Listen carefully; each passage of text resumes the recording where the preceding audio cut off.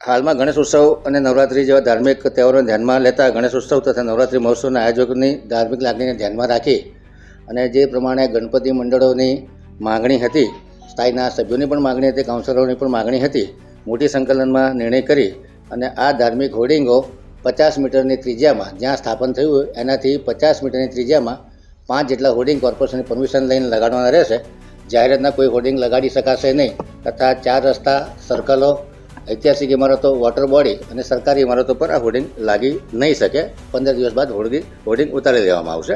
ગણેશોત્સવ અને નવરાત્રિ બંને તહેવારો દરમિયાન આ નીતિ લાગુ કરવામાં આવી છે.